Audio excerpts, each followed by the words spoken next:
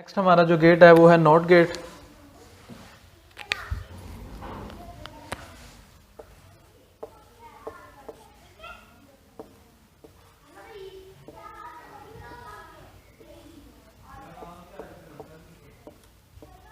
Not gate में हमें पता है कि एक ही इनपुट और एक ही आउटपुट है, और ये एक इनपुट को ही आउटपुट पे जनरेट करेगी। किस तरह से इसके ट्रूथ टेबल देखते हैं।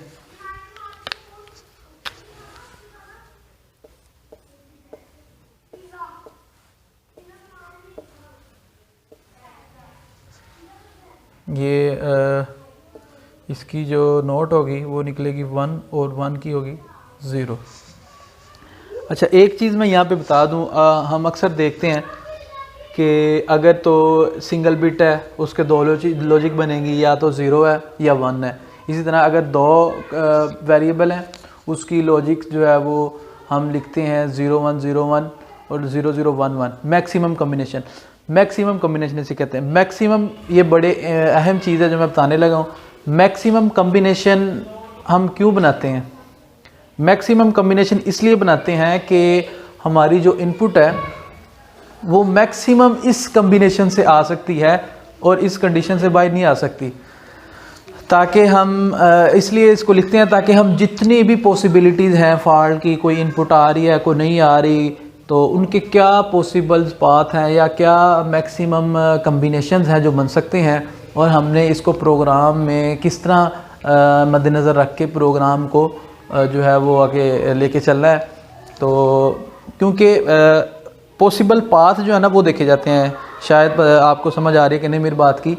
मैं ये कहना चाह रहा हूँ कि दो ही अगर इनपुट है, फ़र्ज़ करें एक इनपुट है, तो उसका क्या कम्बिनेशन होगा, या आएगी या नहीं आएगी, या हाई है या लो है, दरमियान वाली उसकी चीज़ कोई नहीं है। ज़ाहिर बात है एक चीज़ हाई या लो है।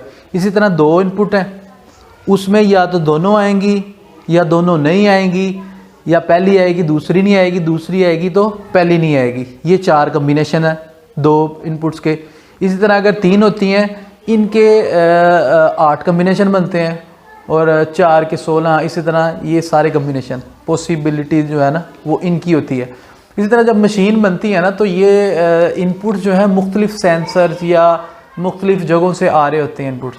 तो हम इन सब चीज़ों को लिख लेते हैं कि अगर ये इनपुट आती है तो क्या होगा, ये इनपुट आती है तो क्या होगा। ये सारे कम्बिनेशन हम एक पेज पे, एक प्रोग्रामर जो होता है पीएलसी का या माइक्रो कंट्रोलर का, वो इन सारी चीज़ों को डिस्कस करता है कि जैसे अगर ये इनपुट आती है तो हमें क्या नुकसान हो जाता है, अगर क्या इसको सिक्योर करने की ज़रूरत है कि नहीं है। वो सारे पॉसिबल जो पाथ हैं, जो पॉसिबिलिटीज़ है वो आगे आ जाती हैं, क्योंकि इसके अलावा बाहर से लॉजिक कोई नहीं आएगी, इन्हीं में से आएगी। अगर एक बिट है तो 2 पॉसिबल पाथ हैं, 2 हैं तो 4 हैं, अब 2 है तो 4 है, 3 है तो 8 है, 4 है तो 16। ये सारे जो है वो बिट। इसमें हम इसकी लैडर लॉजिक को बनाते हैं।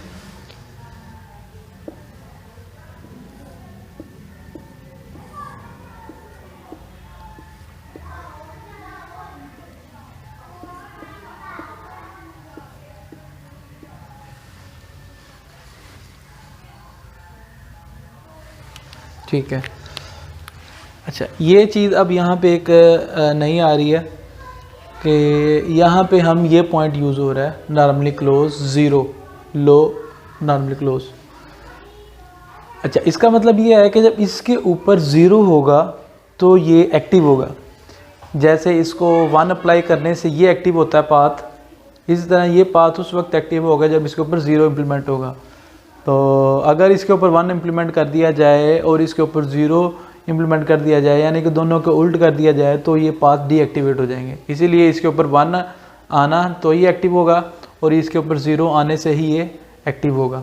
अब जैसा कि ट्रूथ टेबल से हम देख रहे हैं कि 0 अप्लाई किया, 0 अप्लाई करने से आउटपुट हमारी क्या निकली, 1 आई।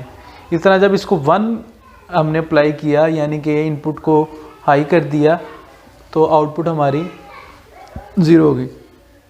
अच्छा, ये हम जो 0 हाई और इनपुट 1 और 0 की बात कर रहे हैं, इसका मतलब होता है कि किसी भी सेंसर की इनपुट सप्लाई को हम 5 वोल्ट 24 वोल्ट या जितने भी चीज़ के ऊपर वो ऑपरेट हो रही है वो दे देना, उसको उसकी सप्लाई दे देना। इसको हम लेते हैं 0 और 1। 0 का मतलब इसको लॉजिक ट्रू और फॉल भी कहते हैं। ट्रू का मतलब 1 है और फॉल का मतलब 0 है। तो इसका मतलब ये 0 और 1 नहीं है, इसका मतलब ये है कि इसको ऑन कर दिया है और ये इसका मतलब है इसको ऑन करने से ये ऑफ है। जैसा कि यहाँ पे हमने इसको ऑन नहीं किया, यानी कि इनपुट नहीं दी, इनपुट ना देने से आउटपुट क्या आ रही है, आउटपुट हमारी 1 आ रही है। इसका मतलब है आउटपुट आ रही है, इसको हमने 0 सप्लाई दी इसको, तो आउटपुट हाई होगी, यानी कि आउटपुट जनरेट होगी। इसी तरह इसके बरक्स इनपुट हमने इसको दी और आउटपुट निकली नहीं, क्योंकि ये लॉजिक जो है वो नॉट गेट की है और हमने लैडर जो बनाई हुई है, प्रोग्राम जो किया हुआ है लैडर में पीएलसी में, वो नॉट गेट का किया हुआ है। इसलिए जब हम पीएलसी को इनपुट सप्लाई देते हैं तो उसके 0 देने से, अगर इनपुट ना दें तो आउटपुट हमारी ऑटोमेटिक जनरेट हो रही है और जैसे ही हम इनपुट देंगे तो आउटपुट ऑफ हो जाएगी। ये हमारी लॉजिक है। इसी तरह सारी लॉजिक का मतलब यही है। 0 और 1 का मेन जो मकसद है ना वो यही है कि हमारी इनपुट आ रही है या नहीं आ रही, या एलईडी ऑन है या ऑफ है। इसलिए हम 0 का मतलब है ऑफ है और 1 का मतलब है हाई है। ये इस चीज़ को आप थोड़ा सा समझ लें। अच्छा, और यहाँ पे एक और गेट है जिसे हम बफर कहते हैं। इसको रिप्रेजेंट करते हैं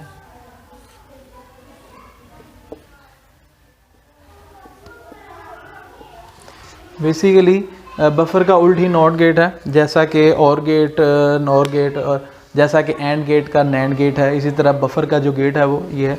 इसका ट्रुथ टेबल इस तरह से है 0 1 0 1। अब यहाँ पे एक चीज़ है कि ये ऐसा गेट, एक मिनट इसको लैडर थोड़ा सा बना लेते हैं फिर इसको मज़ीद एक्सप्लेन करते हैं। इसकी लैडर क्या हो गई,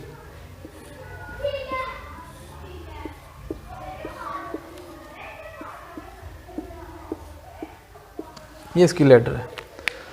अब यहाँ पे एक चीज़ है कि बाज़ ये क्वेश्चन जनरेट होना चाहिए माइंड में कि ये कैसा कंट्रोल हम बना रहे हैं इस बफर के केस में कि 0 इनपुट दे रहे हैं तो आउटपुट 0 आ रही है, 1 इनपुट दे रहे हैं तो आउटपुट क्या आ रही है, 1 आ रही है।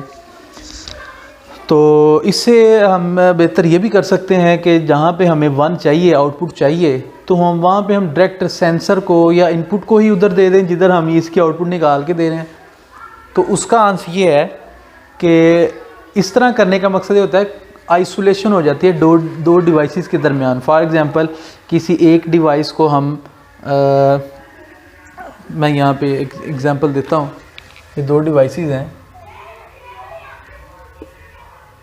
D1 और D2, ठीक है। अब यहाँ से हम सिग्नल देना चाहते हैं, यहाँ से इनपुट निकल रही है और ये जानी है इसको। बाज़ जगह पे हम ऑप्टो कपलर भी यूज़ करते हैं इसी मकसद के लिए, और कुछ जगह पे लॉजिक, कुछ रिलेज और आइसोलेशन करने के लिए आईसीज का इस्तेमाल करते हैं, जो कि जिनका मेन मकसद यही होता है कि इनपुट 0 लें और आउटपुट भी 0 निकलती है। अगर हाई आ रही है इनपुट तो आउटपुट भी हाई आती है। और यहाँ पे हम ये आईसी या बफर या इस तरह की आइसोलेशन सिस्टम लगा देते हैं। को आईसी कह लें, आईसी लगा दिया या कंट्रोलर कह दिया या ऑप्टो कपलर लगा दिया, ये लगाते हैं। मेन मकसद क्या है कि अगर इसका कोई नॉइज़, कोई डिस्टॉर्शन, कोई इस तरह की चीज़ आती है कि वो तो इसे इसकी इनपुट को डिस्टर्ब ना करे, इसकी जो आउटपुट हम इसके ऊपर ले रहे हैं तो ये डिस्टर्बेंस ना पैदा करे।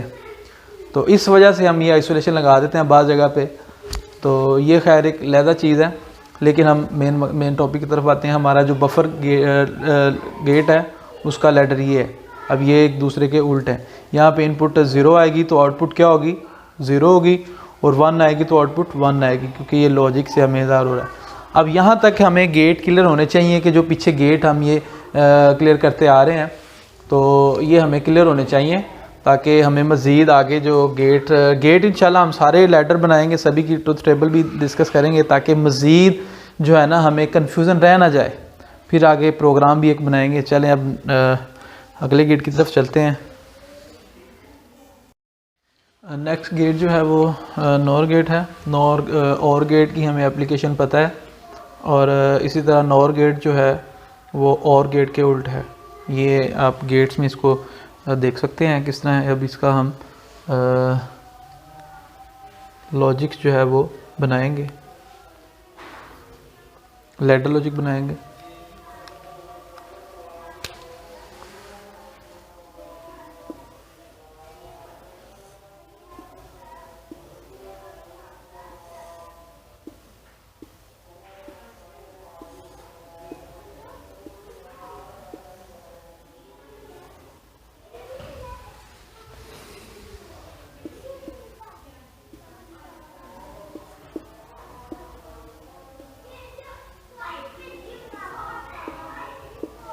जी, इसमें हम देखें दोनों नॉर्मली क्लोज पॉइंट लगाए हैं, NC लगाए हैं इसमें दोनों में, यानी कि ज़ीरो लॉजिक को रखा हुआ है।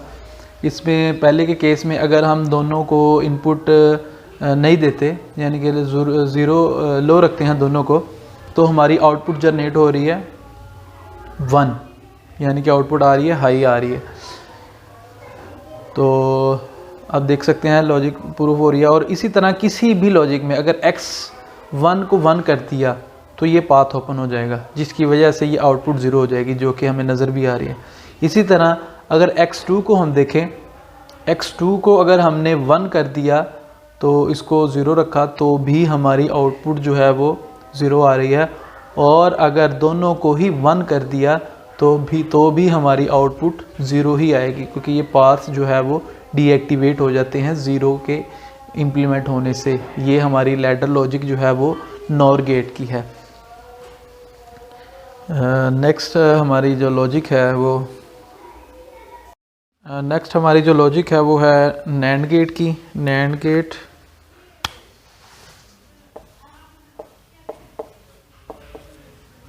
इसका जो सिंबल है वो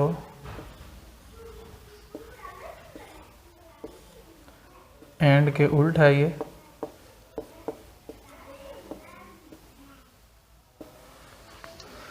इसकी जो आउटपुट होगी वो एंड के उल्ट होगी। तो इसको हम ट्रुथ टेबल को कहते हैं 0 यहाँ पे आएगा। अगर एंड है तो 0 आना था, लेकिन यहाँ पे 1 आएगा, और यहाँ पे 1, यहाँ पे 1 और यहाँ पे 1 आना तो ये 0। ये नैंड गेट का हमारा ट्रुथ टेबल है। इसका अब लैडर डायग्राम बनाते हैं।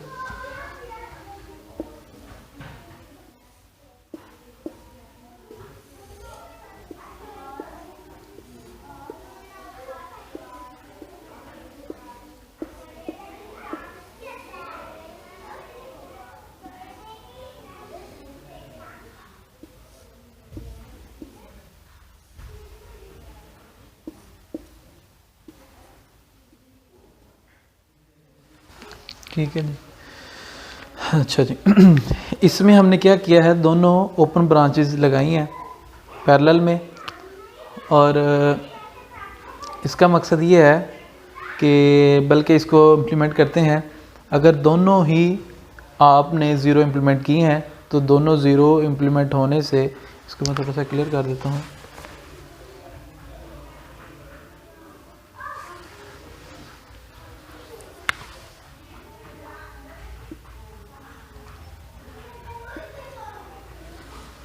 दोनों अगर हम 0 लॉजिक देते हैं तो दोनों कंडीशन में ये इस पहले वाली कंडीशन में आउटपुट हमारी जनरेट हो रही है।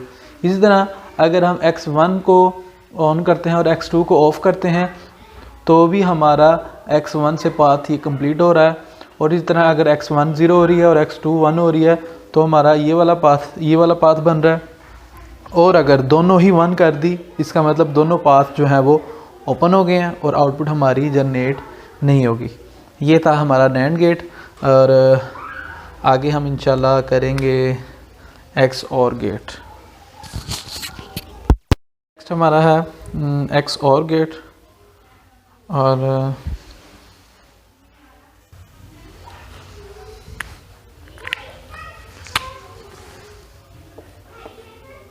एक्सक्लूसिव और या एक्स और गेट, इसका जो सिंबल है वो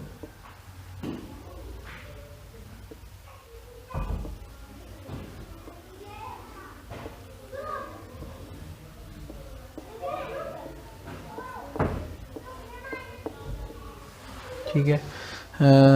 इसका जो ट्रूथ टेबल है वो कुछ इस तरह से होता है कि अगर तो आप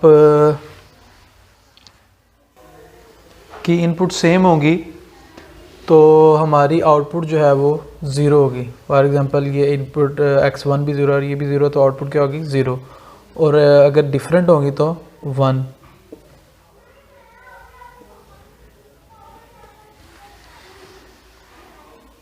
ये हमारा ट्रूथ टेबल है, इसको आप मज़ीद चेक कर सकते हैं। अब इसकी हम लैडर जो है वो ड्रा करेंगे।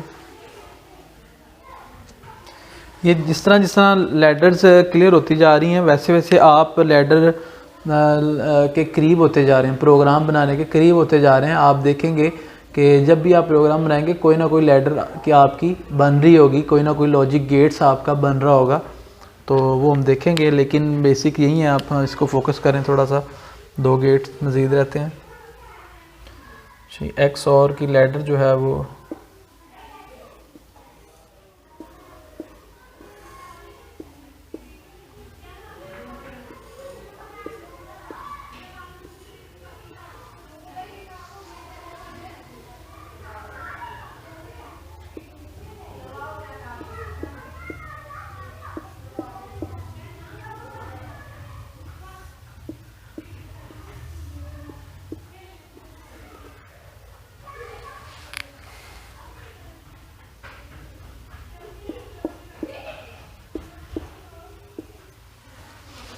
नहीं।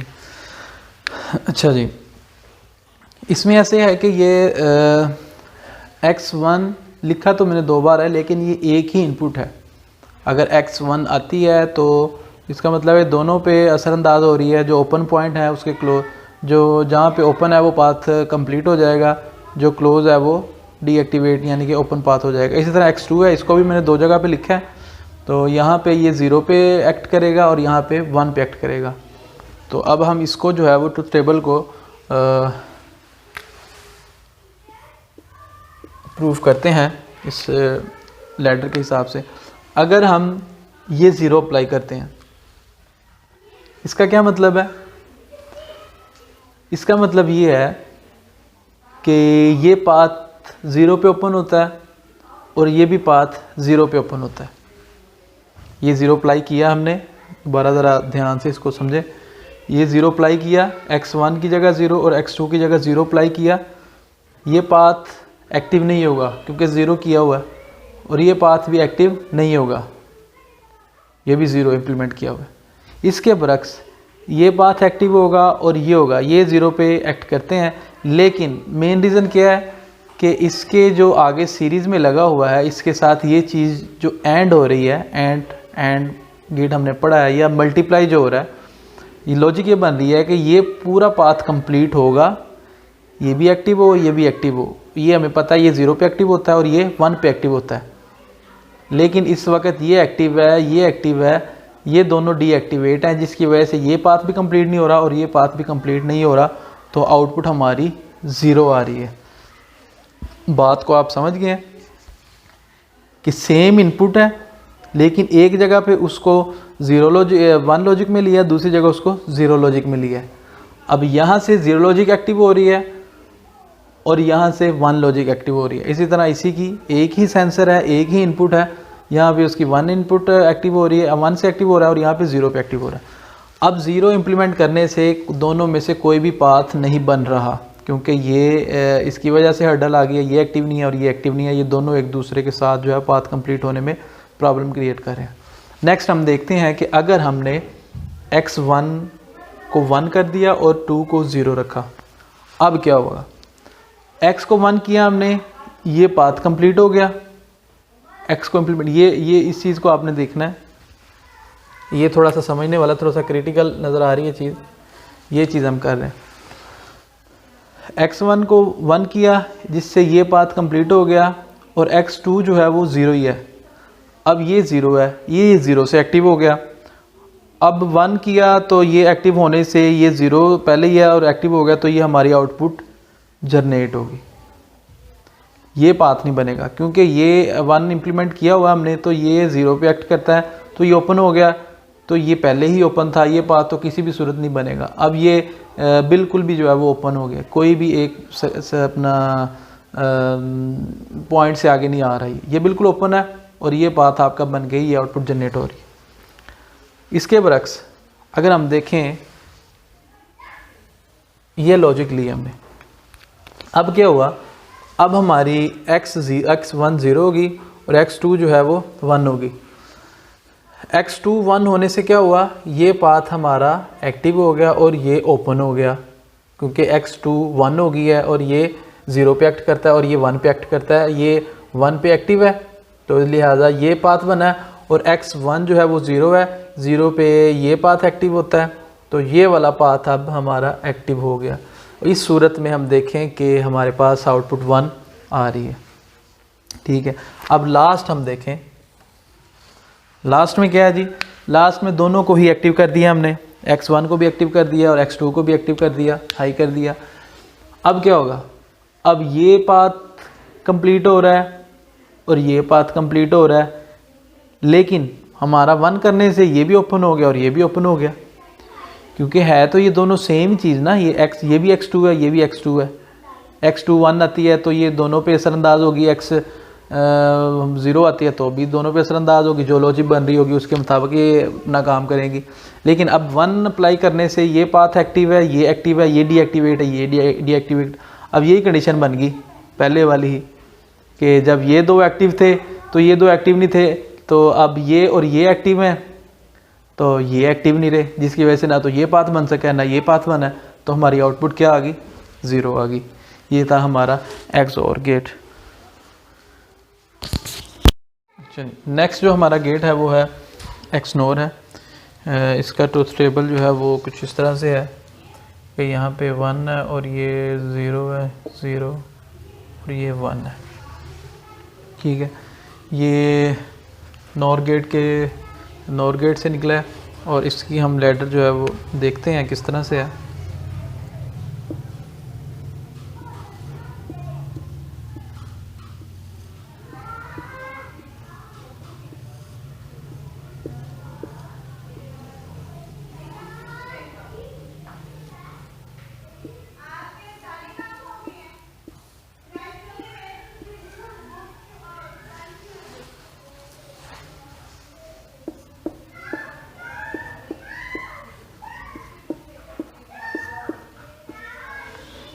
ठीक है जी,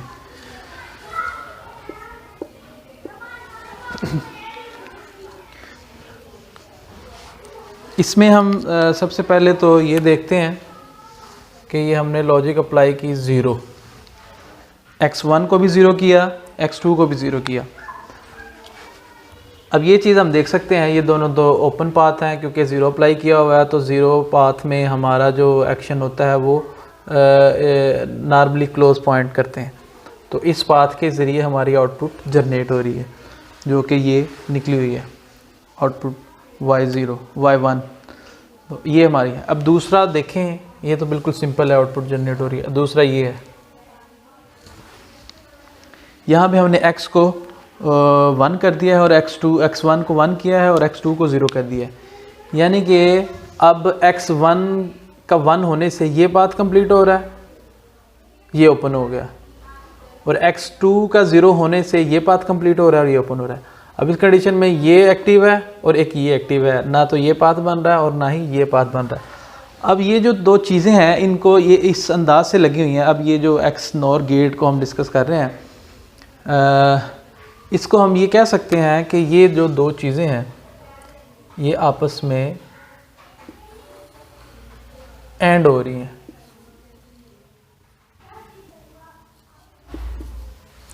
ये दोनों आपस में, और ये भी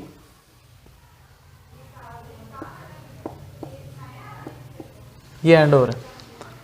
ये एंड की क्या आप देखें, ये एंड की प्रॉपर्टी नहीं है, कि अगर एक इनपुट आ रही है तो दूसरी नहीं आ रही तो पाथ कंप्लीट नहीं होगा। हमने पीछे एंड गेट को डिस्कस किया है, तो उसमें देखें कि ये एंड गेट की ही प्रॉपर्टी बन रही है। तो जैसा कि मैंने बताया था कि आगे जिस तरह लॉजिक्स थोड़ी सी कम्प्लेक्स होती जाएंगी, किसी मशीन की जब लैडर बनेगी तो उसमें मुख्तलिफ़ हिस्सों में मुख्तलिफ़ गेट्स अपना अपना किरदार अदा कर रहे होंगे। अब यहाँ पे 2 गेट्स जनरेट हो रहे हैं, ये आपस में एंड है, इसी तरह ये आपस में एंड है। और एक और चीज़ देखें, ये दोनों एंड ये और ये आपस में क्या हो रहे हैं, और हो रहे हैं। थोड़ा सा यहाँ पे आपको फोकस करने की ज़रूरत है। क्या हमने जो पिछला और गेट पढ़ा है उसमें ये प्रॉपर्टी नहीं थी कि अगर दोनों में से कोई एक पाथ भी आ रहा है तो वो आउटपुट हाई आ रही थी, तो ये पाथ अगर आ जाए तो भी आउटपुट हाई आएगी, ये पार्ट अपना पाथ कंप्लीट हो जाए तो भी आउटपुट क्या होगी, हाई होगी। ये किसकी प्रॉपर्टी है, ये और है।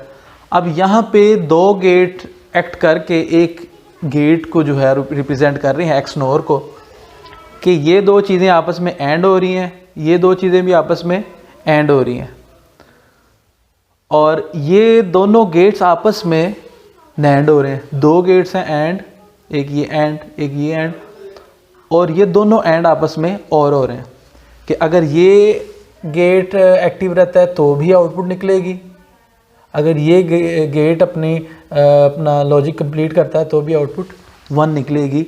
इस चीज़ को मतलब हम देख सकते हैं। और की प्रॉपर्टी हमने पढ़ी थी तो वो क्या थी, दोनों में से कोई एक भी आएगी।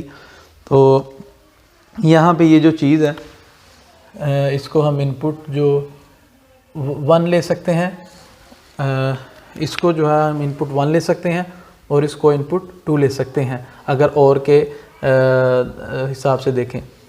तो लिहाजा अपना मैं थोड़ा सा क्लियर करता जा रहा हूँ ताकि मज़ीद जो है आगे जब जाएंगे तो कोई ना कोई गेट जो है वो हम इसमें आइडेंटिफाई कर सकें कि कौन इसमें और हो रहा है। और इसी तरह ये एक इंस्ट्रक्शन लैंग्वेज है, उसमें मतलब ये चीज़ें लिखते हैं। सबसे पहले हम लिखते हैं कि जी x1 x2 एंड फिर आगे x1 और लिखते हैं ताकि कि ये दोनों और हो रहे हैं और आगे वाली लॉजिक जो है वो बनती है। और नेक्स्ट चलते हैं। अच्छा जी, अगली हमारी जो बन रही है वो है ये है। अब इसमें x1 को 0 कर दिया और x2 को हाई कर दिया। x1 को जब 0 किया तो ये पाथ एक्टिव हुआ और x2 को जब हाई किया तो ये पाथ एक्टिव हुआ। अब ना तो ये पाथ कंप्लीट हो रहा है इसकी वजह से और ना ही मतलब ये पाथ एक्टिव हो रहा है इसकी वजह से, क्योंकि x2 हाई हो गया, ये पाथ बन गया, ये ओपन हो गया, और x1 पहले ही 0 था जिससे ये 0 है और ये डीएक्टिव है, ये एक्टिव है और ये डीएक्टिव है। ठीक है, x2 पे हमने इम्प्लीमेंट किया था। इसी तरह अगर दोनों 1 कर दें तो क्या होगा, तो हमारी ये दोनों ऑन हो जाएंगी, ये दोनों ऑफ हो जाएंगी, तो हमारा आउटपुट हाई आ जाएगी। तो ये हमारे थे बेसिक गेट्स जो कि हमने किए हैं। आप इनको ज़रा अच्छी तरह से रिमाइंड करें, इनके ऊपर फोकस करें। कुछ बातें साथ साथ मेरे जहन में आती रही हैं जो कि एडवांस जाके आगे आनी थी, लेकिन मैंने साथ साथ क्लियर की हैं ताकि हमें जो है वो मज़ीद चीज़ें क्लियर होती रहें। तो नेक्स्ट हम इंशाल्लाह कोई इनको जो है वो कोई लॉजिक लेंगे कोई मशीन वगैरह पे या किसी ऐसी चीज़ की DOL की या कोई भी ऐसी अपनी तरफ से फर्जी जो है वो मशीन सेलेक्ट करेंगे, फिर उसको जो है हम लैडर में कन्वर्ट करेंगे। ये थी हमारे बेसिक्स लैडर्स जिनके हमने ट्रूथ टेबल और लॉजिक्स को लैडर लॉजिक में कन्वर्ट किया। तो ये बेसिक थे। अब थोड़ा सा एडवांस इस तरह चलेंगे कि इन्हीं की बेस पे हम एक प्रोग्राम जनरेट करेंगे लैडर की, उसमें फिर इंशाल्लाह उसको वाइट बोर्ड पे कन्वर्ट करने के बाद ये सारी चीज़ें एक बार सिमुलेशन में हमारी होंगी और सिमुलेट करके हम सॉफ्टवेयर में चेक करेंगे क्या जो हम ये ट्रूथ टेबल को वेरीफाई कर रहे हैं क्या लैडर सॉफ्टवेयर में ड्रा करने से ये हमारा रिस्पॉन्स कर रही है कि नहीं कर रही। तो इस तरह की ये चीज़ें कवर करने के बाद इंशाल्लाह हम आगे चलेंगे। तो ये था हमारा बेसिक। इंशाल्लाह नेक्स्ट हम देखते हैं नेक्स्ट हमारा क्या है।